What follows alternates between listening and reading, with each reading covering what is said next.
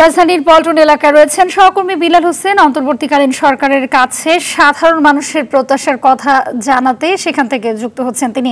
বিলাল, জানাবেন যে অন্তর্বর্তীকালীন সরকারের কাছে সাধারণ মানুষের কি প্রত্যাশা রয়েছে? হাবিবা, আসলে আপনাকে জানিয়ে রাখি যে সাধারণ মানুষের মধ্যে কিন্তু 15 বছরের একটি সরকার পতনের পর কিন্তু সাধারণ মানুষের মধ্যে স্বস্তি ফিরেছে। কি ধরনের বাংলাদেশ তরুণ প্রজন্ম এবং সাধারণ প্রত্যাশা করছে তার যদি একটা উদাহরণ আপনাকে দিয়ে রাখি, আমি এই মুহূর্তে যে জায়গাটা দেখছি আপনি দেখে যে সড়কের যে শৃঙ্খলা একটি ফিরে এসেছে। সাধারণ যে তরুণরা, আপনি জানেন যে রাজধানীতে কিন্তু এখন পুলিশ শূন্য হচ্ছে। পুলিশ শূন্য রাজধানীতে কিন্তু বুঝার উপায় নেই যে রাজধানীতে এখনো পুলিশ শূন্য আছে। সাধারণ তরুণরা কিন্তু তারা রাস্তায় নেমেছে, তারা প্রত্যেকটি জায়গায় কিন্তু একটি শৃঙ্খলা ফিরিয়ে নিয়ে আসার চেষ্টা করছেন। যারা ফুটওভার ব্রিজ ব্যবহার করছেন না তাদেরকে ফুটওভার ব্রিজ ব্যবহার করতে উদ্বুদ্ধ করছেন। আমরা কিন্তু আসলে সাধারণ মানুষ পাশাপাশি তরুণ প্রজন্মের সাথে কথা বলেছি। তারা এমন একটি বাংলাদেশে তারা যেটি বলছেন যে এতদিন যাদের কথা বলার অধিকার ছিল না সেটি যেতে মানুষ তাদের ফিরে পায়। পাশাপাশি আমরা জানি যে বাংলাদেশে বিগত বছরের লাগামহীন দুর্নীতির কারণে সকল পণ্যের দাম বেড়েছে। এছাড়া দেশের থেকে বিদেশের টাকা পাচার হয়েছে।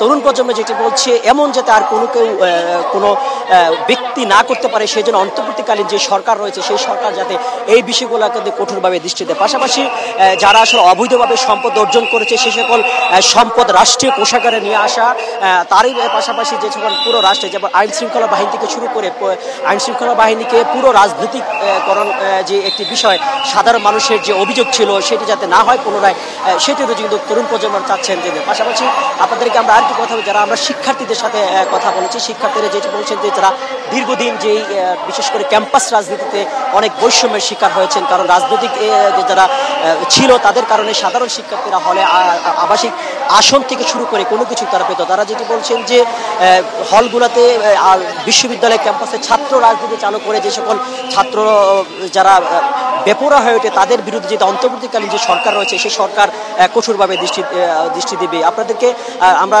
রাজধানীর যে বিভিন্ন পয়েন্টে সাধারণ মানুষ যেটি বলছেন যে তারা যে সকল যেভাবে আসলে বিভিন্ন সড়কে চাঁদাবাজির কারণে যে নিত্যপণ্যের দাম যে বেড়েছিল, এই যেগুলো নিত্যপণ্যের দাম যাতে আর না বাড়ে, যে সড়কে যে শুধু সড়ক না পুরো দেশে যাতে আর কোনো প্রকার নৈরাজ্য তৈরি না হয় সেটি কিন্তু এমন বাংলাদেশ কিন্তু প্রত্যাশা করছেন সাধারণ মানুষ এবং তরুণ প্রজন্ম। তো এই ছিল রাজধানী সাইসার থেকে আমার কাছে সর্বশেষ। ধন্যবাদ আপনাকে।